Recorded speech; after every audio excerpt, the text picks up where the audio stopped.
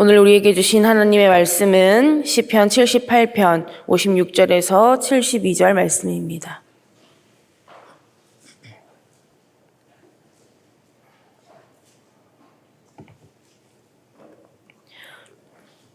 시편 78편 56절에서 72절까지의 말씀 제가 먼저 읽겠습니다. 그러나 그들은 지존하신 하나님을 시험하고 반항하여 그의 명령을 지키지 아니하며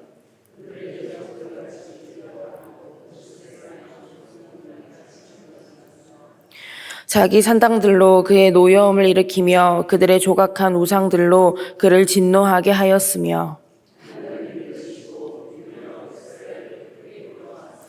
사람 가운데 세우신 장막 곧 실로의 성막을 떠나시고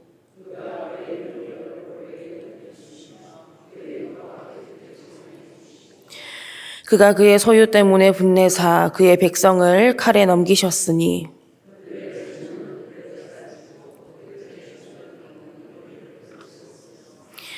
그들의 제사장들은 칼에 엎드러지고 그들의 과부들은 애곡도 하지 못하였도다.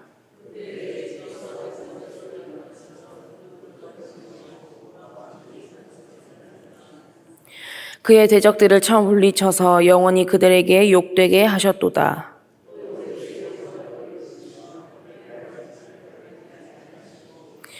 오직 유다 지파와 그가 사랑하시는 시온산을 택하시며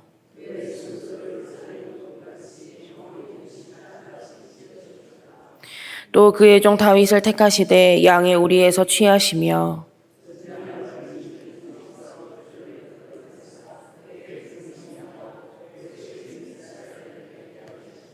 함께 봅니다. 이에 그가 그들을 자기 마음의 완전함으로 기르고 그의 손의 능숙함으로 그들을 지도하였도다. 아멘. 할렐루야. 오늘도 하나님의 말씀을 통해 풍성한 은혜 누리시기를 축복합니다. 오늘 본문 말씀은 시편 78편의 마지막 부분입니다. 이 시편 78편은 큰 맥락으로 이스라엘 백성들의 죄악이 계속되고 그에 따른 하나님의 심판이 임하게 되지만 그럼에도 불구하고 하나님께서 구원의 소망을 주신다는 내용인데요. 56절에서 58절까지 말씀을 쭉 보시면 이스라엘 백성들의 죄의 모습들이 어떠했는지, 전형적인 죄의 특성이 무엇인지가 잘 나타나고 있습니다. 말씀을 쭉 보시면 지존하신 하나님을 감히 시험하고 하나님께 반항하고 하나님의 명령을 지키지 않고 하나님을 배반하고 거짓을 행하고 우상 숭배를 일삼습니다. 특히 57절 말씀을 보십시오. 그들의 조상들 같이 배반하고 거짓을 행하여 속이는 활같이 빗나가서. 여기서 두 가지 표현에 주목해서 보겠습니다. 먼저는 조상들 가치입니다. 조상들 가치라는 게 뭘까요? 말 그대로 조상들처럼 계속해서 같은 죄를 짓고 있다는 것입니다. 결국 이스라엘 백성들의 이 죄는 한두 번이 아니라 오랜 세월 계속해서 반복하고 쌓여온 죄라는 것입니다. 그리고 속이는 활이라는 표현이 있는데요. 여기서 속이다의 원어의 의미를 살펴보면 느슨하다라는 의미가 있습니다. 활이 느슨하면 어떻게 됩니까? 화살이 빗나가게 되죠. 그렇듯이 관역을 벗어나다라는 죄의 원어의 뜻처럼 죄를 짓는 이스라엘 백성들의 모습을 나타내는 표현 중에 하나가 바로 이 속이는 활같이 빗나가서라는 표현입니다. 그만큼 이스라엘 백성들의 죄가 조금 전에 말씀드린 것처럼 한두 번이 아니라 오랜 세월 쌓여왔고 계속해서 반복되어 왔다는 것입니다.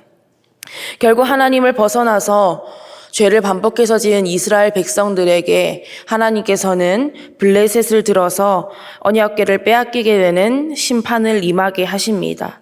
언약궤를 빼앗겼다는 게 뭡니까? 그냥 보물상자를 빼앗긴 게 아니죠.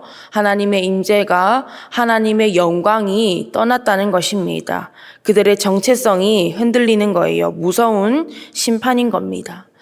하지만 하나님께서는 그럼에도 불구하고 하나님의 언약을 성취하시기 위해서 새로운 구원의 역사를 시작하시는데요.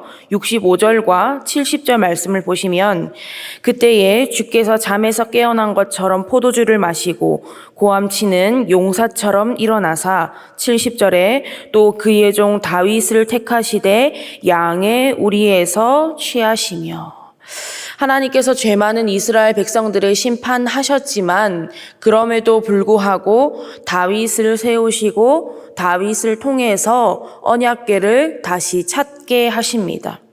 그런데 오늘 본문은 단순히 이스라엘 백성들의 죄와 하나님의 심판과 다윗의 이야기로 끝나는 것이 아닙니다. 목자였던 다윗을 통해서 이스라엘을 다시 세우시고 구원하신 하나님께서 온 인류를 구원하시기 위해 다윗의 혈통에서 나게 하신 예수 그리스도를 비추는 말씀입니다. 그래서 오늘 본문을 통해서 우리가 깨달을 수 있는 메시지는 우리의 구원은 오직 다윗의 혈통에서 나신 참 목자, 참 구원자, 참 왕이신 예수 그리스도를 통해서만 얻을 수 있다는 것입니다. 이에 관해서 로마서 1장 3절에서 4절 말씀은 이렇게 증언하고 있습니다. 그의 아들에 관하여 말하면 육신으로는 다윗의 혈통에서 나셨고 성결의 영으로는 죽은 자들 가운데서 부활하사 능력으로 하나님의 아들로 선포되셨으니 곧 우리 주 예수 그리스도시니라. 여러분, 나라는 존재가 얼마나 불안정한 존재입니까? 불안하고 흔들리고 넘어지고 한계가 있습니다. 그런데 문제는 내 힘으로 어떻게 할 수가 없다는 거예요. 그것이 더 문제입니다. 잠시 잠깐 바로 서는 것 같고 잠시 잠깐 일어나는 것 같지만 또 금방 흔들리고 비틀거리고 넘어지고 주저앉는 것이 저와 여러분입니다. 우리라는 존재입니다. 불뱀에 물린 이스라엘 백성들을 한번 생각해 보십시오. 자기들 스스로 할 수 있는 게 있었습니까? 없었습니다. 우리의 존재가 그렇다는 거예요. 하지만 그런 우리를 위해서 장대 위에 높이 들린 놋뱀, 참 목자, 참 구원자, 참 왕이신 예수님께서 오셨습니다. 그래서 우리의 모든 죄, 부족함, 연약함, 한계를 가지고 십자가를 지신 거예요. 그리고 이런 약속을 주셨습니다. 로마서 10장 13절에 누구든지 주의 이름을 부르는 자는 구원을 받으리라. 불안하고 부족하고 연약하고 흔들리고 넘어지고 불뱀에 물리는 죄 가운데 절망 가운데 있다 할지라도 참 목자시요 참 구원자시요 참 왕이신 예수 그리스도의 이름을 부르면 구원을 받는다는 신실한 약속을 우리에게 주셨음을 믿으시기 바랍니다. 여러분, 그렇기 때문에 우리가 회개할 수 있는 것도 은혜임을 여러분 아십니까? 우리가 회개할 수 있다는 것, 우리가 회개한다는 것은 그저 허공에 외치는 소리가 아닙니다. 우리의 회개를 받으시고 용서해 주시고 구원해 주시는 분이 있기 때문에 우리가 회개할 수 있는 거예요. 그렇기 때문에 여러분 기억하십시오. 우리가 회개할 수 있는 것도 은혜입니다. 단순히 우리의 잘못된 마음과 행동만 용서하는 것이 아니라 우리의 죄에 매인 영혼까지도 구원하시는 분이 우리의 참 목자요, 참 구원자시요, 참 왕이신 예수 그리스도이심을 여러분 믿으시기 바랍니다. 그렇다면 그러한 약속을 믿고 그러한 약속 안에 있는 우리는 어떠한 삶을 살아가야 하겠습니까? 참 목자시요 참 구원자시요 참 왕이신 예수님의 손길에 만들어지는 삶이 되어야 하는 줄 믿습니다. 본문 72절 말씀을 보십시오. 이에 그가 그들로 자기 마음의 완전함으로 기르고 그의 손에 능숙함으로 그들을 지도하였도다. 우리를 완전함으로 기르고 능숙함으로 지도할 수 있는 존재는 이 세상에 아무것도 없습니다. 아무리 뛰어난 세상의 지식과 방법이라고 할지라도 아무리 지혜로운 세상의 사람이라고 할지라도 다 세상의 한계 아래에 있을 뿐입니다. 그러나 우리를 완전함으로 기르시고 능숙함으로 지도할 수 있는 손길은 우리의 참 목자시요 참 구원자시요 참 왕이신 예수 그리스도밖에 없는 줄 믿습니다. 그분의 손길에 우리의 삶을 온전히 내어 맡기면 되는 거예요. 보잘것없는 진흙이 장인의 손에 맡겨질 때에 장인의 마음에 드는 그릇이 되듯이 아무것도 아닌 우리가 그 주님의 손길에 맡겨질 때에 그제서야 비로소 우리를 만들어 가시고 빚어 가시는 주님을 경험하게 되는 줄 여러분 믿으시기 바랍니다. 말씀을 정리하겠습니다. 양에게 필요한 것은 다른 것이 아니라 참 목자입니다. 죄인에게 필요한 것은 다른 것이 아니라 참 구원자입니다. 백성에게 필요한 것은 다른 것이 아니라 참 왕입니다. 그렇기에 목자가 필요한 양이요, 구원자가 필요한 죄인이요, 왕이 필요한 백성인 저와 여러분에게 참 목자시요, 참 구원자시요, 참 왕이신 예수님께서 영원토록 함께 하시는 줄 믿으시기 바랍니다.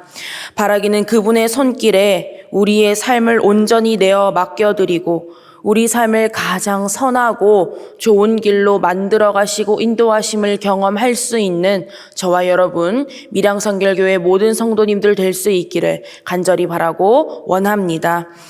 기도하겠습니다. 하나님, 오늘도 하나님의 귀한 말씀을 허락하여 주시고 말씀과 기도로 하루를 시작하게 하심에 감사드립니다.